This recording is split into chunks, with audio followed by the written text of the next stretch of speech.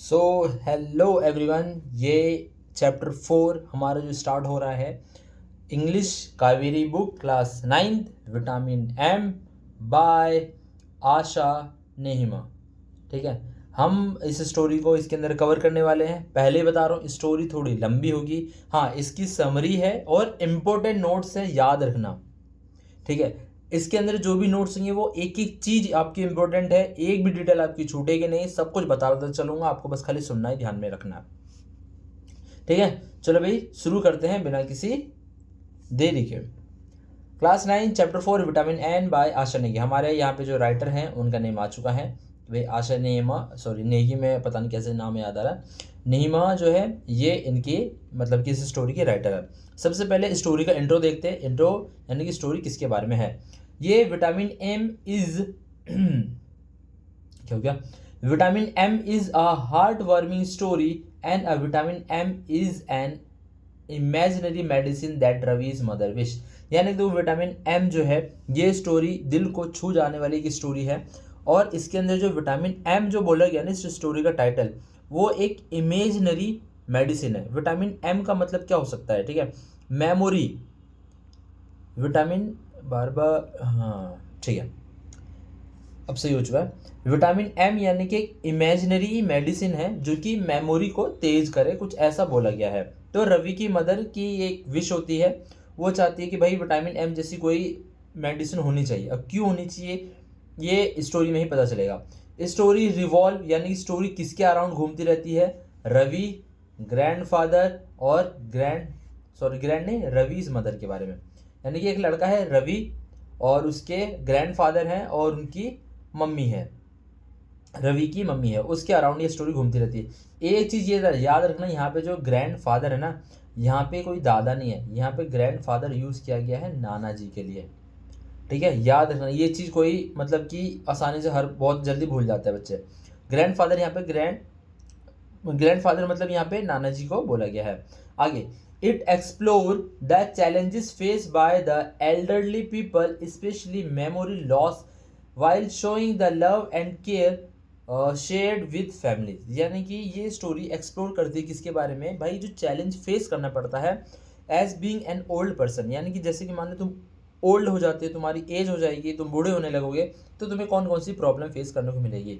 और वहीं पे प्यार देखने को मिलेगा, परिवार का क्या प्यार देखने को मिल सकता है, और जो तुमने फैमिली के साथ टाइम स्पेंड किए हो वही सब चीज़ें। सबसे पहले आगे चलते हैं भाई, कैरेक्टर इंट्रो, ये बहुत इंपॉर्टेंट है भाई, क्वेश्चन पूछ लिया जाता है भाई इंट्रोडक्शन या फिर tell us about something about Ravi, या फिर रवि का कैरेक्टर कैसा है, इसकी बात करते हैं। रवि के बारे में बात करेंगे, अ caring and a responsible boy loves and respect his grandfather. यानी कि कैसा लड़का है भाई, रिस्पॉन्सिबल लड़का है, ठीक है, जो अपने दादा जी से मतलब कि क्या करता है, उनकी रिस्पेक्ट भी करता है और उनसे प्यार भी करता है। उसके बाद आगे चलो, obey his mother but also understand grandpa's feeling. यानी कि वो अपनी मम्मी की बात को रखता तो है, मानता तो है, लेकिन वहीं पे एक ऐसी सिचुएशन आ जाती है जहाँ पे उसको कि अपने ग्रैंडपा की फीलिंग्स को भी समझना पड़ेगा। ग्रैंडपा भूलना मत, उसके नाना जी की बात हो रही है। सेकंड, अब जो स्टोरी किसके बारे में है, ग्रैंडपा कौन है भाई, 75 ईयर्स ओल्ड रिटायर्ड लॉयर। यानी कि 75 साल के एक रिटायर्ड लॉयर है जो कि सफ़र किससे करें, suffer from memory problem due to old. जैसे जैसे वो बूढ़े हो जा रहे हैं तो कई बार वो चीज़ों को भूल जाते हैं। आगे, excellent chess player with a sharp memory for class. Sharp memory for, यहाँ पे चेस आना था, ठीक है, इसको यहाँ पे आप लोग चेस कर लेना। तो इसके बारे में अब क्या है कि इनकी जो मेमोरी लॉस की प्रॉब्लम है, एक तो ये चीज़ है। दूसरी चीज़ क्या है कि ये चेस के एक बहुत बढ़िया प्लेयर है, इनको हराना लगभग नामुमकिन के बराबर है। क्योंकि ये क्या करते हैं कि भाई अपने टाइम में इन्होंने बहुत ज़्यादा चेस वेस खेला हुआ रहता है, तो ये चेस के मैच वगैरह भी देखते थे, तो इनको हर सारे मूव इसको पता है। नेक्स्ट जो कैरेक्टर आते हैं, थर्ड कौन है, विद्या यानी कि रवि की मदर की बात हो रही है। A loving and caring daughter worries about grand pass safety because he often forget things. यानी कि एक भाई बहुत ज़्यादा चिंता करने वाली एक बेटी है जो अपने पापा का बहुत ज़्यादा ख्याल रखना चाहती है, उसकी बहुत चिंता होती है क्योंकि उसके पापा क्या है, कई बार चीज़ों को भूल जाते हैं। अब ये जो स्टोरी है 3 पार्ट में बनी हुई है, तीनों पार्ट का मैंने थीम समरी दिया है, theme summary part 2, theme summary part 3 का। पार्ट 1 में किसकी बात करेंगे? Love and care for the elders, यानी कि जो एल्डर पीपल्स हैं, जो बूढ़े लोग हैं, हमसे बड़े लोग हैं, उनके लिए लव और केयर कैसा है।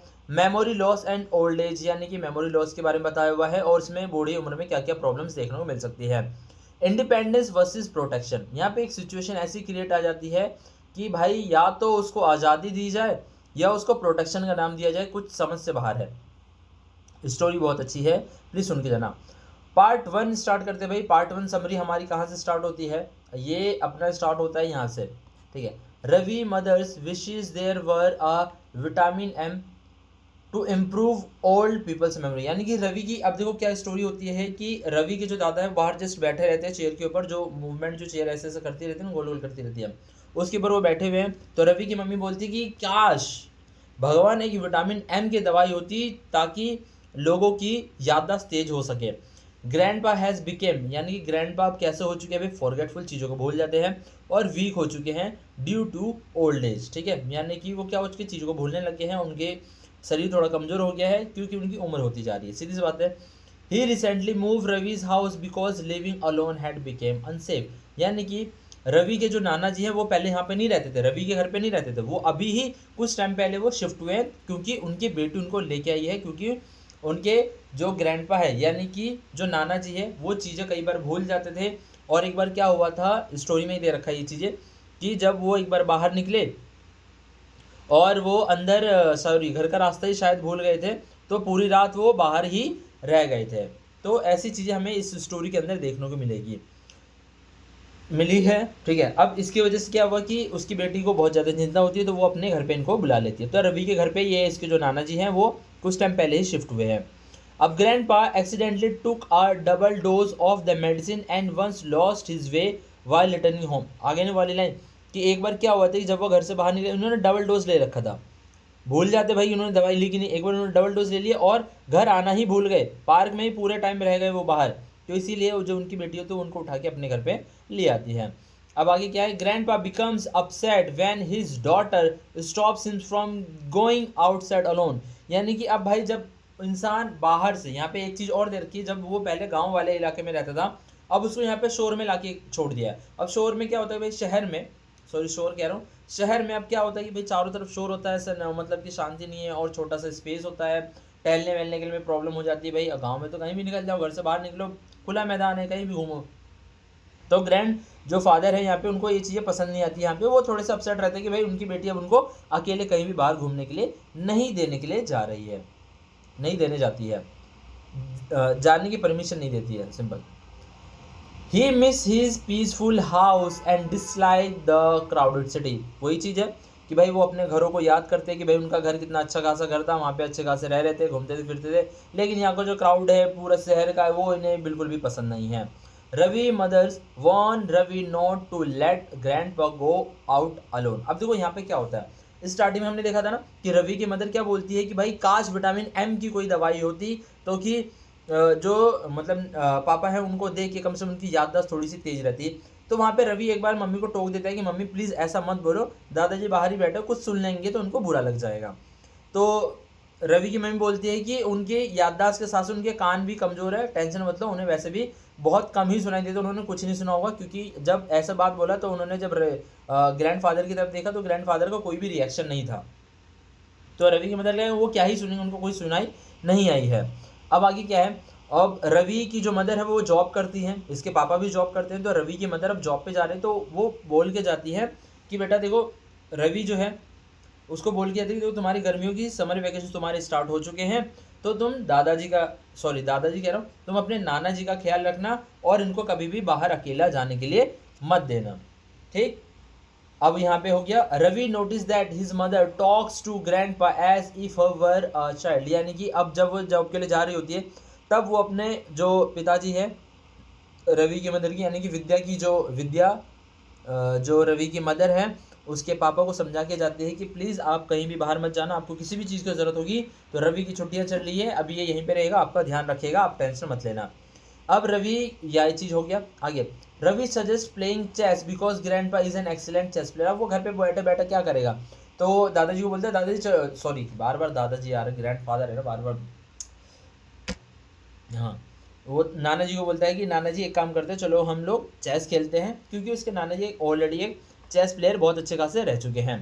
Grandpa remembers famous chess matches but forgets everyday things. अब यहाँ पे क्या होता है, जो रवि जो होता है वो थोड़ा सा ये देख के थोड़ा सा शौक रहता है कि भाई ग्रैंडपा जो है उनको चेस के जितने भी प्लेयर मैचेस हैं उनको सारे मैचेस याद है, किसने कैसे खेला, और दो चार प्लेयर के नेम भी आते हैं उसके अंदर जो कि इंपॉर्टेंट नहीं है, जो उसके दादाजी बताते हैं। उनके चेस प्लेयर के नेम भी याद हैं, उनके मूव्स भी याद है, सारे मैच याद है, लेकिन ये छोटी छोटी चीज़ें भूल कैसे जाते हैं। अब आगे है grandpa insist of and going to buy a Tamil newspaper himself. अब यहाँ पे क्या होता है, चेस उनका जैसे खत्म होता है तो जो रवि होता है, रवि को बोला जाता है उसके दादाजी, बार बार दादा, मैंने तुम्हें ही बोला है दादा नहीं नाना, याद रखना, मैं ही बार बार मुंह से पता नहीं क्यों ऑटोमेटिकली निकल जा रहा दादाजी। तो चलो वापस बताते हैं। तो उसके नाना जी बोलते हैं कि एक काम करो, देखो कि सामने वाले मतलब की दुकान में तमिल का न्यूज़पेपर आया कि नहीं है, आया तो ले आओ। तो वहाँ पे अब क्या करता है कि ग्रैंडपा खुद जाना चाहते हैं, लेकिन रवि वहाँ पे टोक देता है कि आप क्यों टेंशन ले रहे हो, मैं हूँ ना, मैं लेके आ जाता हूँ। और वैसे भी शाम को तो पापा आते हैं तो वो न्यूज़पेपर लेके आ जाते हैं, लेकिन अगर आपको अभी चाहिए तो मैं जाता हूँ दुकान पे, मैं जाके खुद ले आता हूँ। वहाँ पे उसके जो ग्रैंडपा होते हैं वो थोड़े से उसको उकसाते हैं कि तुझे ये सब चीज़ें जो है तेरी माँ ने सिखाया है ना कि मुझे बाहर जाने के ना दिया जाए। तो वहाँ पे रवि जो है थोड़ा सा सोच में पड़ जाते हैं कि यार अगर मैं इनको जाने नहीं देता हूँ तो ये होगा कि मैं इनके ऊपर नज़र रख के बैठा हुआ हूँ, मेरे को मम्मी ने ऐसा ऐसा बोला हुआ है, लेकिन सच तो यही था। तो वो चाहता है कि भाई जो दादाजी हैं वो थोड़े से फ्रीडम यानी कि इंडिपेंडेंस फील करे। तो अब वहाँ पे क्या होता है, Ravi offers to go instead of buy grand, यानी रवि सीधा बोलता है वहाँ पे कि भाई मैं चला जाता हूँ, आपको जाने की क्या ज़रूरत है। He wants to stay independent, यानी कि अब वो वहाँ पे क्या चीज़ है कि जो ग्रैंडपा होते हैं वो उसको मना कर दे, भाई देखो क्या ज़रूरत है, मैं चला जाता हूँ, थोड़ा सा टहल भी लूँगा, उसमें क्या प्रॉब्लम है, तुम्हें क्या लगता है मैं खो जाऊँगा इतनी सी जगह में, सामने वाली दुकान पर जाके खो जाऊँगा। तो ऐसी चीज़ होती है। तो वहाँ पे रवि थोड़ा सा डायलेमा में फंस जाता है मतलब कि इन द सेंस कि वो थोड़ा सा सोचता है कि यार मैं क्या किसकी बात मानूँ अब। अगर मैं मम्मी की बात मानता हूँ तो नाना जी बुरा मान जाए, अगर मैं नाना जी की बात मानता हूँ तो मम्मी मेरे को रात में गुस्सा करेगी, डांटेगी जब ड्यूटी से आएगी। Grandpa leaves the house. अब भाई नहीं मानता है तो वो क्या डिसाइड करता है मन में कि एक काम करता हूँ, ग्रैंडपा को जाने देता हूँ, मैं इनका पीछे से ध्यान रखूंगा कि ये कहाँ कहाँ जा रहे हैं, अगर वो भटक जाते तो उनको मैं सही रास्ते पे ले आऊँगा।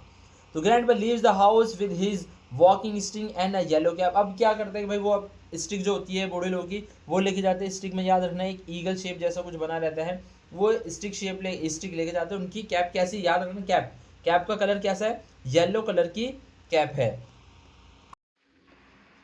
आगे देखते हैं, Ravi is confuse because he wants to obey his mother but without hurting grandfather's feeling. यानी कि रवि क्या होता है भाई, थोड़ा सा कंफ्यूज हो जाता है कि करे तो क्या करे, क्या वो मम्मी की बात माने या फिर वो अपने दादा को हर्ट करना नहीं चाहता था। Finally Ravi decide to follow grandpa secretly to make sure he stay safe. यानी कि लास्ट में रवि क्या डिसाइड करता है, वो ये डिसाइड करता है कि क्यों ना ग्रैंडपा को जाने देते हैं, मैं मतलब कि छुप के इनका पीछा करूंगा ताकि उनकी सेफ्टी बनी रही, ताकि अगर कुछ होता है तो मैं इन चीज़ों का ध्यान रख सकूं। आगे अब यहाँ तक हमारा पार्ट 1 था, बिल्कुल क्लियर है। अब यहाँ से हमारा पार्ट 2 स्टार्ट होता है। पार्ट 2 हमारा क्या है, Ravi detective missions leads to many comic situation. यानी कि रवि जो होता है जो डिटेक्टिव की तरह अपने दादा का पीछा कर रहा होता है, तो कुछ मतलब कि फनी सिचुएशंस भी क्रिएट होते हैं जो हमें स्टोरी में देखने को मिलेगा भी। और दूसरा क्या है, grandpa proves he is more capable than everyone think. यानी कि वो क्या है भाई, बाकियों से ज़्यादा कैपेबल है। और लास्ट वाला हमारा क्या है कि Ravi learn that the things are not always what they seems. यानी कि हमेशा चीज़ें वैसी नहीं होती जैसी कि हमें दिखाई देती है। अब करते हैं पार्ट 2 स्टार्ट। पार्ट 2 की समरी क्या है, रवि फॉलो सीक्रेटली। यानी कि रवि क्या करता है, फॉलो करता है अपने दादाजी को, सीधी सी बात है। ग्रैंड पास जर्नी। अब देखो ग्रैंड पास जैसे ही घर से निकलते हैं, अब घर से निकलने के बाद अब वो कहाँ कहाँ जाता है, ये पेपर में इंपॉर्टेंट क्वेश्चन है, याद रखना। First visit children's park. Grand park भाई न्यूज़पेपर लेने गए थे, वहां नहीं गए, सबसे पहले वो कहाँ चले गए, चिल्ड्रंस पार्क में गए। वहां पे यानी कि पीनट उन्होंने खरीदे वहां पे। अनहैप्पीली वॉचेस दे चिल्ड्रन प्ले। यानी कि जब उन्होंने पीनट खरीदे तो उन्होंने मजे से उसको पीनट्स को खाया, और बच्चे जो वहाँ पे गार्डन्स में खेल रहे थे उनको देख के वो मतलब कि टाइम अच्छा खासा स्पेंड कर रहे थे और इन्जॉय कर रहे थे। अब वहाँ से फिर वो पार्क से खड़े होते हैं, और वहीं पे अब देखो क्या होता है कि जब वो वहाँ पे पार्क में बैठे होते तो जो रवि होता है वो घास के पीछे, झाड़ियों के पीछे छुप के वहां पे सीधा बोलता है कि भैया भैया आप यहाँ पे क्या पकड़म पकड़ाई खेल रहे हो क्या, छुपम छुपाई खेल रहे हो क्या। वहां पे रवि थोड़ा सा उसको बोलता है भाई प्लीज शोर मत कर। तो वहीं पे उसकी मम्मी आती है, बोलती है कि तुम इसको क्या इशू कर रहे हो, तुम अपना देखो कहाँ पे, ऐसे कौन खेलता है छुपे छुपे ये सब फलाना ढिमकाना। ये थोड़ा सा मोमेंट क्रिएट होता है वहीं पे, वो थोड़ा सा वो चाहता है कि भाई ये इतना जोर से ना बोले ताकि दादाजी को पता चल जाए। ये होता है चिल्ड्रन पार्क में। वहाँ पे एक चाय की स्टॉल है, वहाँ पे वो जाते हैं, वहाँ पे क्या पीते हैं, चाय पीते हैं, बनाना खाते हैं और आइसक्रीम भी खाते हैं। वहाँ पे जब वो खाते हैं, और जब वो खाते तो भाई ये सब चीज़ें क्या थी, जब वो रवि देखता है ना, food are not allow at home, यानी कि इनमें से कितने खाना है जो दादाजी यहाँ पे खा रहे हैं उनको अलाउ नहीं है, मम्मी ने मना कर रखा है इनके लिए, क्योंकि उनकी हेल्थ के लिए वो सही नहीं है। अब फिर वो टी स्टॉल के पास वहाँ पे भी छुपे रहते हैं। अब टी स्टॉल के पास भी एक सिचुएशन क्रिएट, एक लेडी आती है जो कंघी वगैरह बेचती है, वहाँ पे बोलते हैं तुम यहाँ पे क्यों छुपे हो भाई, तुम यहाँ पे क्यों लगे हो, यहाँ पे मेरा दुकान लगाने का टाइम है, तुम यहाँ पे क्या कर रहे हो। तो फिर वहाँ से बोलता है कि अरे आंटी जी, मैं यहाँ पे बस क्या कर रहा हूँ कि भाई मेरी जो नज़र रखनी दादाजी पे, ठीक है, मतलब वो समझा नहीं पाता है सही से, फिर छोटे हटो छोड़ो, फिर वो दादाजी पे नज़र डालता है। तो जब वो देखता है दादाजी को तीसरी बार, वो कहाँ जाते हैं, थर्ड टाइम्स ही विजिट, यानी कि ही यहाँ पे किसकी बात, दादाजी क्यों आ रहा है यार पता नहीं। हाँ, ठीक है। और उसके जो ग्रैंडपा है, विजिट बार्बर शॉप, उसके ग्रैंडपा कहाँ गए, बार्बर शॉप पे गए, यानी कि नाई की दुकान में गए। गेट्स हेयर कट, यहाँ पे देखो क्वेश्चन मार्क क्यों है, गेट्स हेयर कट, यानी कि अब देखो जब बार्बर शॉप पे कोई जाएगा वो अपने बाल कटवाएंगे, उनके ये तो बाल ही नहीं है, वैसे ही वो बूढ़े हैं, तो बार्बर शॉप में करने क्या गए, तो बेसिकली वहाँ पे वो थोड़े से अपने जो है बालों की सेटिंग वगैरह करवाते हैं और शेविंग करवाते हैं वहाँ पे अपने, ठीक है, क्यों करवाते हैं हमें आगे पता चलेगा स्टोरी में। बट रवि एंटर्स लेडी जी सैलून में जा रहे होते, तो रवि उनके पीछे पीछे पीछे पीछे चल रहा होता है। तो जस्ट जहाँ पे मैन का सैलून था उसी के जस्ट साइड में वुमेन का सैलून था, तो बाय मिस्टेक वहाँ पे वो क्या करता है, लेडीज सैलून में घुस जाता है। वहाँ पे फिर वो डांट भी सुनता है और उसको मार के बाहर फेंक देते हैं, मतलब ये बाहर भगा देते हैं कि भाई तुम यहाँ पे क्या कर रहे हो, लेडीज सैलून में तुम कहाँ कहाँ से घुस गए। तो ये सब चीज़ बोल के उसको मतलब वहाँ से हटा दिया।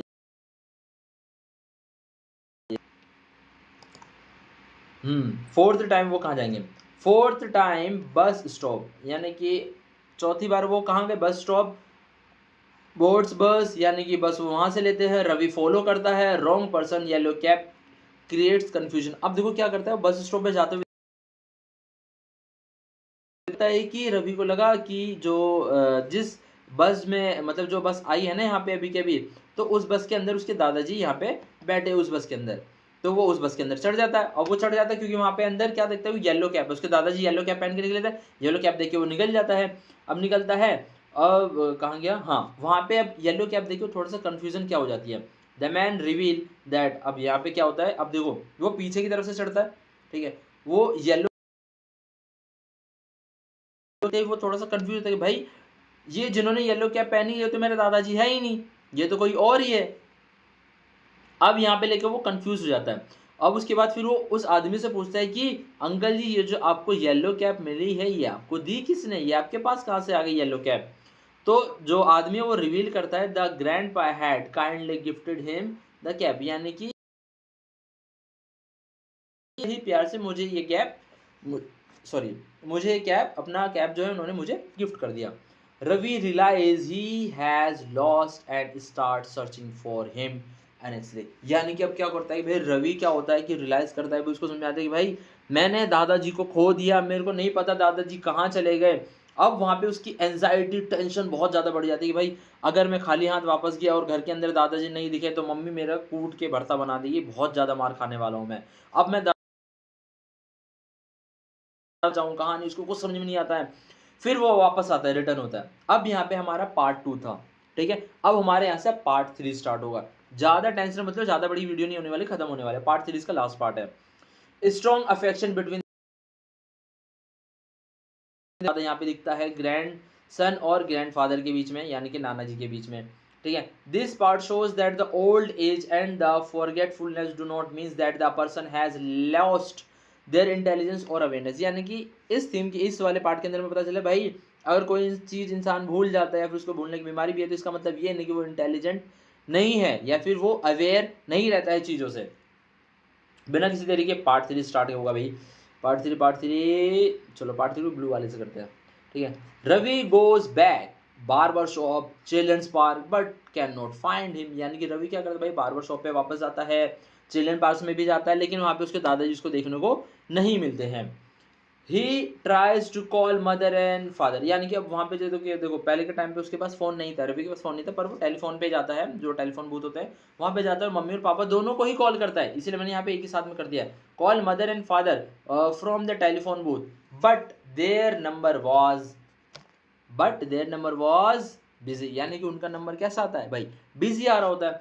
अब देखो रवि की क्या फीलिंग्स हो चुकी है, रवि फ्रेटेंड पूरा डर चुका है, बहुत ज़्यादा चिंता में बैठा हुआ है, और फ्रेंटिक फीलिंग क्या होते हैं हमारी भाई, एक तरह से समझो कि डेंस वाली सिचुएशन आ जाना है, यानी कि मतलब बहुत ज़्यादा अपने आप को गिल्ट फील करने लग जाना, या फिर एक ऐसी चिंता जिसके अंदर बहुत ज़्यादा तुम वरीड हो रहे हो, डेंस वरीड जिसे कहते हैं ना, बहुत ज़्यादा चिंता करना, वैसे वाली फीलिंग्स आ चुकी है।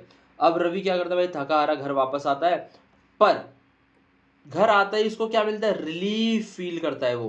ही हियर्स ग्रैंडपा शोरिंग, यानी जैसे वो घर में एंट्री करता है, तो अब उसे घर में जैसे एंट्री करता है तो उसको खराटों की आवाज़ आती है, जो कि उसके ग्रैंडपा यानी कि उसके नाना की खराटों की आवाज़ थी। जब वो खराटों की आवाज़ सुनता है तो उसके बाद फिर उसको क्या लगता है कि थैंक गॉड दादाजी घर पे आ चुके हैं और वो सो रहे हैं अभी।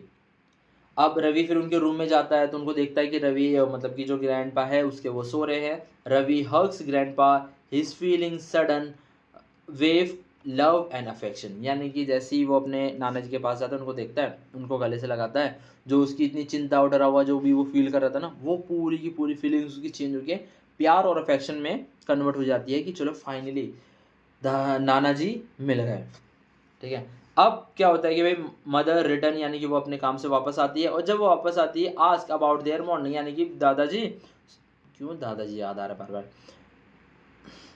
यानी कि वो अपने पापा से और अपने बेटे दोनों से पूछता है कि भाई आज की सुबह तुम्हारी या फिर आज के दिन तुम्हारा कैसा रहा। अब यहाँ पे ग्रैंडपा क्या रिप्लाई करते हैं इस क्वेश्चन का, ये भी इंपॉर्टेंट है। Grandpa reply says he had a quite morning, यानी कि बोलता है कि हाँ मेरी मॉर्निंग सही थी, अच्छी खासी थी, कोई दिक्कत नहीं है। और सेज कि रवि डिसअपेयर्ड, यानी कि रवि पता नहीं कहाँ चला गया था भाई, मुझे छोड़ के चला गया था, रवि तो घर पे था ही नहीं।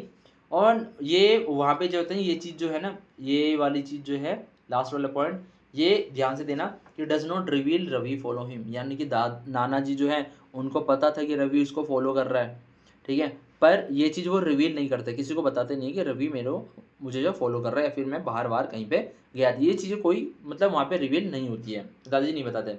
अब रवि का क्या रिएक्शन था, रवि भाई थोड़ा सा कंफ्यूज था और थोड़ा सा एम्बेरस भी फील कर रहा था, भाई इन्होंने तो मेरी मम्मी से कंप्लेन कर दी, मैं घर पे नहीं था, अब मैं क्या बोलूँ, अगर मैं ये बोल दूँ कि मैं नाना जी का पीछा कर रहा था, उसके बाद फिर नाना जी को बुरा लग जाएगा भाई ये मेरे पीछे पीछे चल रहा था, और मम्मी को अगर मैं सच बता दूँ तो फिर मम्मी मेरे ऊपर गुस्सा करेगी, तुमने उनको अकेला जाने क्यों दिया, ठीक है। अब इसी चीज़ को लेके थोड़ा बहुत एम्बेरस थोड़ा सा फील कर रहा था, मैं करूँ तो करूँ क्या।